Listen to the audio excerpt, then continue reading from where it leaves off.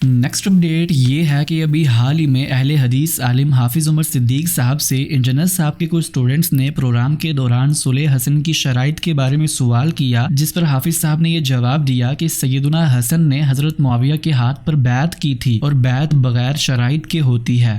حضرت علی اور حضرت معاویہ کا دین ایک ہے، پہلے یہ بات سمجھ لیں، ان کا دین ایک ہے۔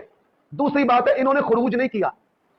تیسری بات ہے کہ بیعت نہیں کی۔ کیا نہیں کی؟ بیعت یہ آپ بات کریں کہ بیعت نہیں کی، تو بیٹا جی بیعت نہ کرنے پر کوئی فتویٰ نہیں لگتا۔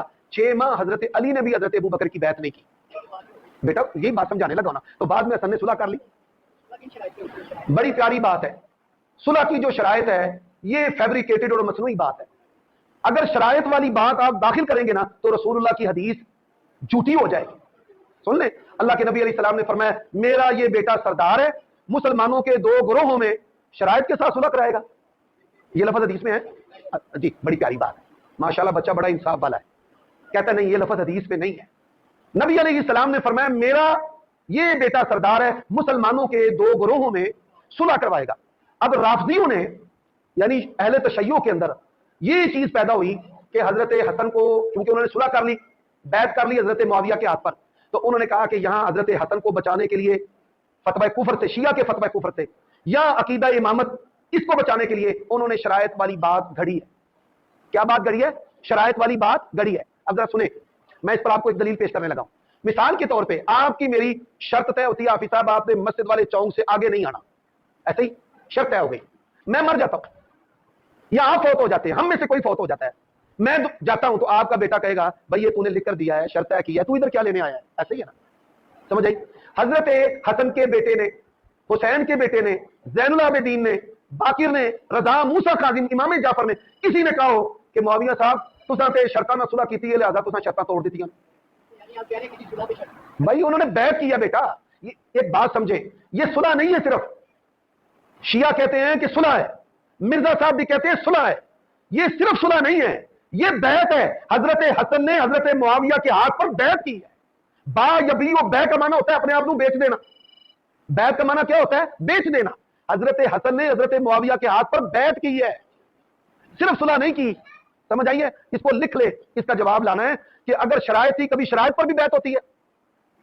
نیکسٹ اپڈیٹ یہ ہے کہ آخرکار بریلوی اور دیوبندی مکتبہ فکر کے مابین ہونے والے مناظرے کے حوالے سے فائنلی ساجد نقشبندی کی ویڈیو کے بعد مفتی راشد محمود رضوی صاحب نے اپنا رسپانس دیا۔ مفتی صاحب نے یہ فرمایا کہ مولانا ساجد خان نقشبندی صاحب کا مناظرے کے لیے ڈیفرنٹ شرائط بیان کرنا یہ دراصل مناظرے سے فرار اختیار کرنا ہے۔ چاہیے تو یہ تھا کہ ساجد خان دیوبندی اس کے جواب میں تاریخ اور وقت کا تعین ہماری مشاورت کے ساتھ کرتا اور کہتا کہ ہاں ٹھیک ہے میں اپنے اکابر کی ان عبارات کا دفاع کرنے کے لیے تیار ہوں، لیکن ساجد خان دیوبندی نے فرار اور بھاگنے کے مختلف ہیلے بہانے اختیار کیے۔ پھر کہا کہ انہوں نے آن لائن دعوت دی ہے، میں آن لائن مناظرہ نہیں کروں گا۔ بھائی کیوں نہیں کرو گے؟ کہتا جی آن لائن کیا ہوتا ہے؟ آن لائن مناظرہ ہم نے تو نہیں دیکھے آن لائن مناظرے ہوتے۔ جی آن لائن مناظرہ ہوگا، یہ آن لائن کون سا مناظرہ ہوتا ہے میرے بھائی؟ ہم نے تو کوئی آن لائن مناظرہ تک نہیں دیکھا نہ سنا۔ تو ساجد خان صاحب ذرا باہر نکلیں، سوشل میڈیا کی دنیا دیکھیں، بری پڑی ہے، یوٹیوب پہ، فیس بک پہ سینکڑوں مناظرے اہل سنت و جماعت کے باقی بد مذہبوں کے ساتھ، مسلمانوں کے قادیانیوں کے ساتھ، حتیٰ کہ ایتھیسٹ کے ساتھ انٹرنیشنل سطح پہ ڈیبیٹس ہوتی ہیں سوشل میڈیا پہ۔ تم کس دنیا میں رہتے ہو؟ تو سوشل میڈیا پہ آن لائن مناظرے ہوتے ہیں، تم کہتے ہو کہ ہم نے کبھی دیکھے نہیں ہیں۔ تو اب یہ راہ فرار اختیار کرنے کا جو ایک ان کے پاس جو ہے وہ بہانہ تھا، کہا کہ میں آن لائن نہیں کروں گا، جبکہ آن لائن مناظرے ہوتے ہیں۔ کیوں اس لیے آن لائن سے بھاگ رہے ہیں؟ انہیں پتا ہے کہ آف لائن مناظرہ ہونا کوئی نہیں، بالمشافہ قانون نافذ کرنے والے ادارے، انتظامیہ اس کی اجازت دے گی نہیں، اس لیے ہم آن لائن سے انکار کر دیتے ہیں۔ اور یہ جو تم نے کہا کہ 100 سال سے مناظرے ہوتے آئے ہیں، کس موضوع پر؟ کس موضوع پر تمہارے علماء دفاع کرتے ہیں؟ اسی موضوع پر دفاع کرتے ہیں کہ دیوبندیوں کی یہ عبارات گستاخانہ نہیں ہے، کفریہ نہیں ہے۔ کب سے؟ 100 سال سے۔ ہم کہتے ہیں 100 سال سے مناظرے ہوتے رہے، مباحثے مکالمے ہوتے رہے، تو کیوں نہ ہو کہ ایک فائنل ہو جائے اور ایک فائنلی مناظرہ تمہارے ساتھ ہو جائے، اور اس وقت انٹرنیشنل سطح پہ پوری دنیا کے اندر انٹرنیٹ کے ذریعے پتہ چل جائے گا، واضح ہو جائے گا کہ ہاں دیوبندیوں کی یہ عبارات یقیناً گستاخانہ اور کفریہ ہیں، جن کا دیوبندی 100 سال سے دفاع ناکام کرتے رہے ہیں، لیکن اس کا دفاع نہیں کر سکے۔ یہ تم نے خود مانا ہے کہ 100 سال تک اسی موضوع پر مناظرے ہوتے رہے۔ اب جا کے جان چھڑانے کے لیے تم نے کہا کہ ہم نے اس موضوع پر ہم قبول کرتے ہیں، لیکن شرط یہ ہے کہ پہلے احمد رضا کے کفر و ایمان پر اور سچے اور جھوٹے ہونے پر مناظرہ ہوگا، اور اس پر مناظرہ، اس پر گفتگو ہوگی کہ احمد رضا اس صدی کا سب سے بڑا گستاخ ہے۔ تم نے یہ کہا گفتگو احمد رضا خان صاحب بریلی کے ایمان پر، گفتگو اس کے جھوٹے سچے ہونے پر، گفتگو اس کے ایمان اور کفر پر، گفتگو اس پر ہوگی کہ اپنی اس صدی میں سب سے بڑا اللہ اور اس کے رسول صلی اللہ علیہ وسلم کا گستاخ مولانا رضا خان صاحب ہیں۔ سوال یہ پیدا ہوتا ہے کہ تم نے یہ جو اپنی جان چھڑانے کے لیے بات کر دی کہ احمد رضا اس صدی کا سب سے بڑا گستاخ ہے، اس صدی کا پوری صدی کے اندر سب سے بڑا گستاخ جس کو قرار دے رہے ہو تمہارے اکابرین کو پتہ نہیں چلا، جن کے اوپر اعلیٰ حضرت امام اہل سنت رحمۃ اللہ تعالی علیہ نے شریف فتویٰ دیا، ان کے اقوال، ان کی تحریریں، ان کے بیانات اٹھا کے دیکھو، وہ تو احمد رضا کو مولانا کہتے ہیں۔ یہ تمہیں آگے پتہ چلا کہ احمد رضا صدی کا سب سے بڑا گستاخ ہے معاذ اللہ؟ تو یہ سارے فرار کے بہانے ہیں، یہ صرف بھاگنے کے بہانے ہیں، کیونکہ ان کے پاس اپنے اکابر کی ان گستاخانہ اور کفریہ عبارات کا کوئی دفاع موجود مفتی نہیں۔ صاحب کی اس ویڈیو کے کچھ گھنٹے بعد ہی دیوبندی عالم مولانا ساجد خان نقشبندی صاحب نے مفتی صاحب کی اسی ویڈیو پر رسپانس کیا۔ میں چاہتا ہوں کہ آپ بھی میرے ساتھ ان کی یہ ویڈیو ضرور دیکھیں۔ میں اب بھی کہتا ہوں، اپنے دعوے پر اب بھی میں قائم ہوں، میں پوری بریلی ذریت کو چیلنج دیتا ہوں کہ مجدد بدعات کی کفر اور ایمان پر مجھ سے مناظرہ کر لے۔ خدا کی قسم تم موت کے فرشتے کو گلے لگا سکتے ہو، لیکن اس موضوع پر ساجد خان نقشبندی کے سامنے بیٹھ نہیں سکتے۔ آگے سنیے کیا کہتا ہے۔ میں مباحثہ کرنے کے لیے تیار ہوں۔ پہلے تم یہ کہتے تھے کہتا میں پوری بریلویت کو چیلنج ہے، یہ زہر کا۔ یہی میں کہتا ہوں کہ آؤ احمد خان کے کفر ایمان پر ہم سے بات کرو، آؤ احمد خان کے دین و ایمان پر ہم سے بات کرو، آؤ احمد خان نے اللہ اور اس کے رسول کو معاذ اللہ ثم معاذ اللہ ثم معاذ اللہ ننگی گالیاں دی ہے، آؤ اس صدی کے سب سے بڑے کذاب، سب سے بڑے دجال اور سب سے بڑے بے ایمان پر ہم سے بات کرو۔ اب تم بہانے بنا رہے ہو، اب تم ہیلے بہانے کر رہے ہو۔ تو بھائی صاحب یہ جو میرے فرار کے لیے جو دلائل آپ دے رہے ہیں نا، بس اس میں تھوڑی سی ترمیم کر کے اس میں راشد رضوی کا نام ڈال دے تو بعینی آپ کی ساری باتوں کا جواب ہو جائے گا۔ خواہ مخواہ ہمیں بھی تنگ کریں کلپ کھیل کر، اور آپ کا تو خیر دندے کلپ کرنا ہے، آپ اس کمرے سے کبھی باہر نکلے ہوں گے تو کچھ کریں گے نا، آپ کو تو کوئی ناظر کے ختم پر نہیں بلاتا، تو آپ کا تو کام یہی ہے ہمارا وقت کم سے کم ضائع نہ کریں فضول باتوں کے اندر۔ پھر کہتے ہیں ساجد خان کہتے ہیں آن لائن مناظرہ کیا ہوتا ہے؟ آن لائن تو ہم نے نہیں دیکھے مناظرے کہ آن لائن کیا ہوتے ہیں، اور بابا آپ سے گلا نہیں ہے جن کے اعلیٰ مکے اور مدینے میں بیٹھ کے دجل و فریب کریں اور اگلے کی بات کو سیاق و سباق سے کاٹ کر پیش کریں، آج کے اگر ان کی ضروریت یہ دجل و فریب نہ کریں تو وہ حلالی رضاخانی کیسے کہلائیں گے؟ میں نے کہا میں نے کوئی دیوبندی بریلی مناظرہ آن لائن نہیں دیکھا، یہ میں نے کہا ہے۔ باقی ایتھس کرتے ہیں، قادیانی کرتے ہیں، اس کا عذر ہے۔ قادیانی اس لیے آن لائن مناظرہ کرتے ہیں، ایتھس اس لیے آن لائن مناظرہ کرتے ہیں کہ مسلمانوں سے ڈرتے ہیں کہ اگر ہم سامنے بیٹھے تو مسلمان ہمیں پھانسی پہ چڑھا دے، ہمیں اپنی جان کا خطرہ ہے، اور وہ مناظرے پاکستان میں ہوتے بھی نہیں ہیں، ورنہ مولانا عبد الرحمان بابا صاحب کا خود لندن کے اندر دو بدو مرزائیوں کے ساتھ مناظرہ موجود ہے۔ آپ یہ اقرار کر دیں کہ مجھے ساجد خان کے سامنے بیٹھنے پر موت کا ڈر ہے، موت کا خوف ہے، علمی طور پر بھی موت کا خوف ہے، مسلکی طور پر بھی موت کا خوف ہے، اور جان کا بھی خوف ہے، تو آگے دیکھ لیں گے۔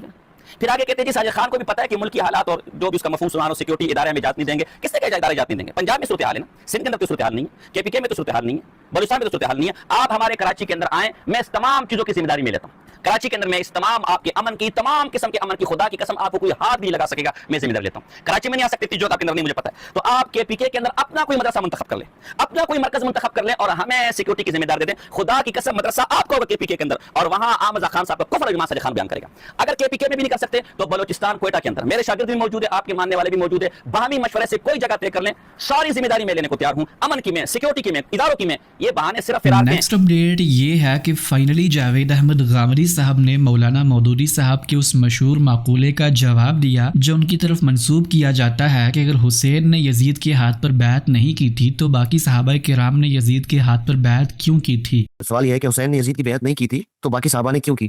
تو اس پر آپ کی رائے کیا ہے؟ باقی صحابہ ہی اس کا جواب دے سکتے ہیں، اور اسی طرح سے باقی صحابہ نے کر لی، سیدنا حسین نے کیوں نہیں کی، اس کا جواب بھی سیدنا حسین ہی دے سکتے ہیں۔ میں تو صرف یہ بتا سکتا ہوں کہ اس وقت کی صورتحال کیا تھی، اور اس میں یہ مختلف آراء اگر سامنے آئیں تو کیوں آئیں۔ صحابہ کرام نے بالاجماع کم و بیش 2-4 لوگ ہیں جنہوں نے نہیں کی، اگر بیعت کر لی تو اس کی وجہ یہ تھی کہ وہ یہ خیال کرتے تھے کہ نظم قائم ہے، اور جو صورتحال ہے اس میں اب بار بار مسلمانوں کو خانہ جنگی میں مبتلا نہیں ہونا چاہیے۔ اسی لیے اس سال کو عام الجماع کہا گیا، جس میں سیدنا امیر معاویہ کی بیعت ہو گئی تھی، یعنی گویا مسلمان سب ایک جگہ جمع ہو گئے ہیں، ان کے ہاں کوئی خانہ جنگی کی صورتحال نہیں ہے۔ جس طرح کا افتراض پیدا ہو گیا تھا اس کا خاتمہ ہو گیا ہے، انہوں نے اس کو ترجیح دی۔ تو حالات کے لحاظ سے، یعنی سیاسی حالات کے لحاظ سے آدمی فیصلہ کرتا ہے۔ سیدنا حسین نے نہیں کی، ان کا حق تھا، کسی بھی آدمی کا حق ہے کہ وہ کسی حکومت کو تسلیم کرنے یا قبول کرنے سے انکار کر دے، یہ حق آج بھی حاصل ہے، یہ حق اس زمانے میں بھی حاصل تھا۔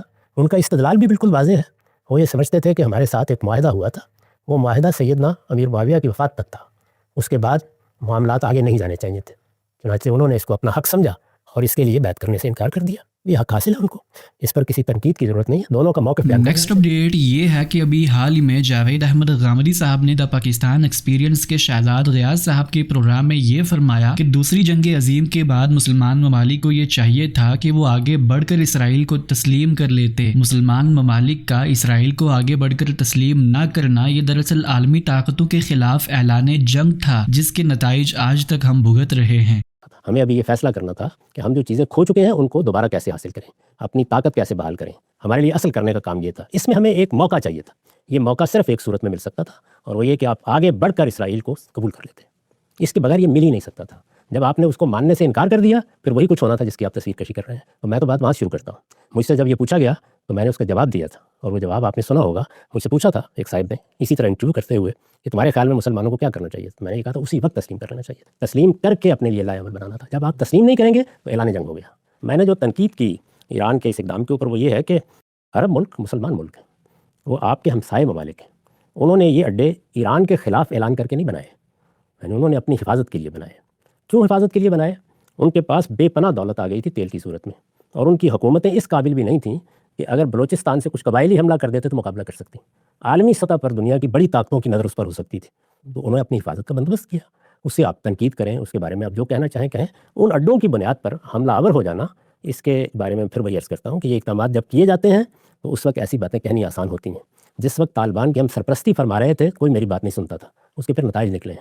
ایران کو بھی اصل میں ان حملوں کے اب نتائج بھگتنے ہیں، اور یہ اس پورے خطے کو بھگتنے ہیں، اور شرق اوسط کو بھگتنے ہیں، اور مسلمانوں کی پوری جمعیت کو بھگتنے ہیں۔ جیسے جیسے یہ نتائج نکلیں گے پھر آپ مجھے یاد کیا کریں گے۔ پر سر آپ نے جو رول بک بنائی ہے کہ آپ اپنے آپ کو اس ایکول یا ایکول نہیں بھی تو لڑنے کے قابل کریں، تو ایران نے تو وہ سب کر کے ایک اگر تو آج سیز فائر ہو جاتا ہے، بیشتر اسکالرز دنیا کے یہی آرگیو کریں گے کہ امریکہ ہارا ہے۔ جس طرح بھلے ویتنام میں انہوں نے جتنے بھی لوگ مارے ہوں، تاریخ تو یہی کہتی ہے کہ ویتنام جیتا تھا کیونکہ وہ امریکہ اپنے جو مقاصد ہے پورے نہیں کر سکا تھا۔ تو ایران اگر روک لیتا ہے ایران اپنے مقاصد پورے کرنے کے لیے، اور پھر کوئی نہ کوئی ڈیل ہو جاتی ہے جس کے تحت ان کی سالمیت برقرار ہو جاتی ہے، تو آپ نے جو ساری رول بک بنائی ہے وہ تو ایران نے فالو کر کے کر لیا۔ نہیں، ایسا نہیں ہے میرے عزیز۔ دنیا میں یہ دیکھنا ہوتا ہے کہ آپ نے کھویا کیا اور پایا کیا۔ سوال یہ ہے کہ ایران کے جتنے اقدامات ہیں ان کا کوئی ہدف اور مقصد تھا یا نہیں تھا؟ یعنی ایران نے جس چیز کو ہدف بنایا اس کو دونوں پہلوؤں سے دیکھ لیجیے۔ ایک یہ کہ اس نے ایک انقلاب برپا کیا ہے، یہ انقلاب اس پورے علاقے میں جہاں جہاں مواقع ہیں برآمد ہونا چاہیے۔ اسرائیل ایک مقابلے کی طاقت ہے، اس کا خاتمہ ہونا چاہیے۔ ان میں سے کون سی چیز حاصل ہوئی؟ اس وقت تو ان کی سالمیت کی جنگ بن چکی تھی۔ یہ تو اس وقت بنی، یعنی پہلے میں نے یہ صورتحال پیدا کر دی کہ میرے وجود کو خطرہ لاحق ہو، اب میری فتح کیا ہے کہ میں نے اپنے وجود کو بچا لیا۔ پر سر سوال یہ ہے کہ میں نے ایک اقدام کیا نا، یعنی میں اپنے گھر سے باہر نکل کر میں نے فیصلہ کیا کہ میں سامنے والے گھر پر پتھر ماروں گا، اس کا میں بالکل حق رکھ سکتا ہوں۔ ہو سکتا ہے کہ مجھے کوئی پرانے معاملات ہوں جن کو چکانا ہو، یہ سب چیزیں ٹھیک ہے، میں نے فیصلہ کر لیا۔ تو اب آپ کیا کر رہے ہیں؟ آپ یہ کہہ رہے ہیں کہ کیونکہ پھر دیکھیے ہم نے بچا لیا نا اپنے آپ کو، یعنی کسی حد تک ہو گیا معاملہ، چلیں بڑا نقصان ہو گیا، ہمارے بہت سے لوگ دنیا سے رخصت ہو گئے، سائنسدان مار ڈالے گئے، قیادت مار ڈالی گئی، سب کچھ ہو گیا لیکن بچ گئے۔ تو قومیں تو بچا ہی کرتی ہیں ہمیشہ۔ یعنی کون سا ایسا زمانہ ہے جب 2 ایٹم بم چلا دیے گئے تو کیا جاپانی قوم مر گئی تھی؟ جاپانی قوم نے اس کے بعد بھی اپنے آپ کو بچا لیا تھا۔ یعنی قوموں کے بچنے اور نہ بچنے کا معاملہ یہ بالکل اور ہے، بچ گئے، اس کے بعد آپ پھر دوبارہ شروع ہو جائیں گے۔ آگے آپ کی حکمت عملی کیا ہوگی وہ بتائے گی۔ تو جو آپ نے اقدام کیا تھا اس اقدام کے حوالے سے دیکھا جائے گا کہ اس کے نتائج کیا نکلے۔ اسرائیل نے کیا نتائج نکالے؟ سر اس میں جو آپ نے انالوجی دی کہ ایران نے پتھر مارا، 1979 میں رجیم آئی، 1980 یا 81 میں صدام حسین کو US نے بیک کر کے جنگ کروا دی۔ ایران نے تو اپنی تاریخ میں پہلا پتھر کس نے بنایا؟ آگے پہلی شام میں یہ سارے معاملات کیسے ہوئے؟ آگے اگین پہلے پتھر کی شروعات تو پتھر ان پر برسائے گئے سب سے پہلے۔ نہیں، دیکھیے بات یہ ہے، آپ اصل میں عملی اقدام سے شروع کرتے ہیں۔ جس دن یہ معاملہ ہوا اس کے بعد امریکہ کے ساتھ انہوں نے برسر جنگ ہونے کا فیصلہ سنا دیا۔ جس وقت آپ فیصلہ سنا دیتے ہیں تو عملی اقدام کدھر سے ہونا ہے؟ وہ جس کے خلاف آپ فیصلہ سناتے ہیں اس کی طرف سے بھی ہو سکتا ہے۔ یعنی عملی اقدام کے لیے تو پھر دوسرا بھی اقدام کرے گا نا۔ ابھی آپ دیکھیں نا کہ اس ساری جنگ میں اسرائیل نے کیا حاصل کیا ہے۔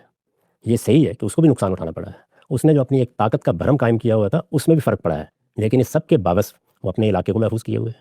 اس نے طاقت بالکل ختم کر کے رکھ دی ہے، بہت معمولی مزاحمت رہ گئی ہے۔ حزب اللہ کو شدید نقصان پہنچایا ہے، 400 کلومیٹر تک کم و بیش وہ شام میں اپنے لیے بفر قائم کر چکا ہے، لبنان میں بھی یہی صورتحال ہے۔ تو حاصل کیا ہوا ہے اس کو اس لحاظ سے دیکھنا چاہیے۔ یعنی یہ جو طریقہ ہے یہ ہو سکتا ہے کہ لوگوں کے لیے قابل قبول ہو، لیکن میرے نزدیک یہاں سوال یہ ہوتا ہی نہیں ہے کہ آپ کو حق حاصل تھا یا نہیں۔ بھائی حق تو حاصل ہے، ہر آدمی کو حق حاصل ہے کہ وہ اپنا اقدام کرے جس کو وہ صحیح سمجھتا ہے۔ وہ فلسطین کے لوگوں کو بھی حق حاصل ہے، ان کے ملک میں ایک دوسری قوم آ کے بیٹھ گئی ہے، وہ مزاحمت کر رہے ہیں، تو یہاں حق نہ حق کا سوال نہیں ہے، سوال یہ آپ نے حکمت عملی کیا بنائی۔ نیکسٹ اپڈیٹ یہ ہے کہ ابھی حال ہی میں حافظ محمد زبیر صاحب نے سلفی مکتبہ فکر کے اندر موجود تقلید کو ایکسپوز کیا۔ انہوں نے یہ فرمایا کہ غلام مصطفیٰ ظہیر امن پوری صاحب کا یہ کہنا کہ ہم قرآن کی 1000 آیات کے مقابلے میں اپنے سلف کے ایک قول کو ترجیح دیں گے، یہ سلفی مکتبہ فکر کی تقلید کو ظاہر کرتا ہے۔ تو خیر قرآن میں بھی دلیل ہے، پھر وہ حدیث سے بھی دلیل ہے، لیکن مسئلہ پھر وہی ہوتا ہے نا، ہمارے یہاں وہ تقلید اتنی زیادہ ہو جاتی ہے۔ جیسے ہمارے یہاں بھی ایک صاحب نے کہا کہ جی 1000 آیات بینات بھی لے آؤ تو ہم سلف کا قول نہیں چھوڑیں گے۔ تو اللہ کا جو ہے وہ رسول بھی ان کے سامنے آ جائے، صحیح بات یہ ڈر لگتا ہے یہ جب تقلید پیدا ہوتی ہے نا، ایون کہ یہ اس قسم کا جو سلفیہ پیدا ہو رہا ہے۔